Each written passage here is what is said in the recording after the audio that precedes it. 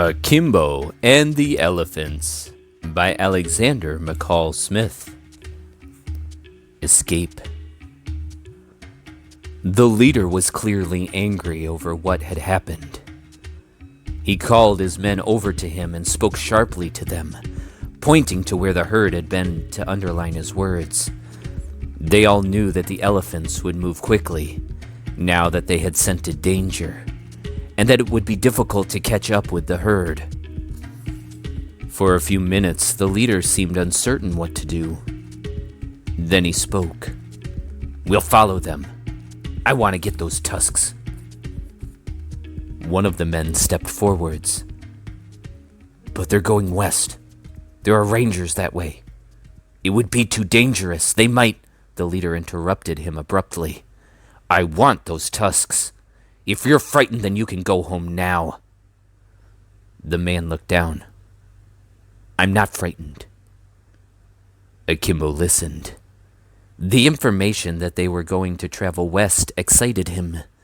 In that direction lay the ranger camp and home, and this would make it easier for him to carry out his plan. With the tracker in the front, his eyes glued to the ground, the line of poachers snaked its way through the thick savanna. Tracking elephants was much easier than tracking other animals, as elephants destroy so much as they make their way. But even so, it took all the tracker's skill. By late afternoon, there was still no sign of the elephants, and Akimbo wondered what they would do when darkness fell. It would be impossible then to follow the herd any further. And dangerous, too, as they could suddenly find themselves in the middle of the herd in the darkness, and they would stand no chance then. When the light became too bad to go on, the leader called his men to a halt. Everybody was tense, weary, and thirsty, and they were pleased to be able to rest. "We'll spend the night here. At first light we can go on." "But we're too close to the ranger camp," one of the others said. "It's only 1 or 2 hours that way." Akimbo watched where the man pointed. Then, without bothering to hear the leader's answer, he walked off and lay beneath a nearby bush, curling up as if to sleep. The other men all settled themselves too, concealing themselves beneath branches or bushes, and soon anybody walking past would not have realized that 5 men and a boy were sleeping there. The boy was not asleep. Although his bones ached with tiredness, Akimbo fought back the waves of drowsiness, and he struggled to keep his mind on what he had to do. At last, when he was sure that all the others were fast asleep, he crept out from underneath his sheltering place. Nobody moved, nor did anybody stir as he began to move off in the direction of the ranger camp, which one of the men had pointed out. "I hope he was right," he said to himself, "if he's not." But Akimbo did not allow himself to think about that. For the moment, he knew exactly what he had to do, and he concentrated all his energy on doing it. It was more frightening than Akimbo could have ever imagined. The moon was behind cloud, and there was very little light. All that he could make out around him were large black shapes, the shapes of trees, bushes, rocks.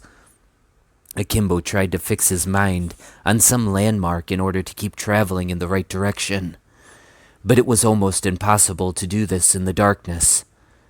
The shape which he aimed for would suddenly be lost, or would look different when he approached it, and there was no way of telling that he was not going round in one large circle.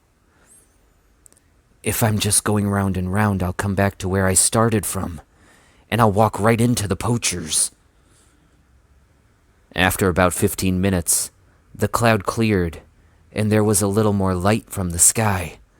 Akimbo could now identify an object to aim for in the distance. He could also move faster, as he did not have to worry so much about the ground suddenly giving way over a cliff. He broke into a run. It was painful to his tired legs, but he managed to push himself to do it. He scratched himself, of course, on thorn bushes and protruding twigs, but he did not mind that. All he wanted now was to reach the ranger camp and safety. Suddenly, Akimbo stopped. His heart was pounding within him. His skin prickled with fear. Had his ears deceived him? Or was it? Yes, there it was again. It was a roar. Still quite distant, but unmistakably the roar of a lion. Akimbo looked about him in panic. All he saw were the same dark shapes and shadows of the African night. Lions could be anywhere. They could be watching him at this moment. They could be crouched ready to pounce. He shook his head. He would not give up now. He would not look for the nearest tree and try to climb to safety. He had to get home.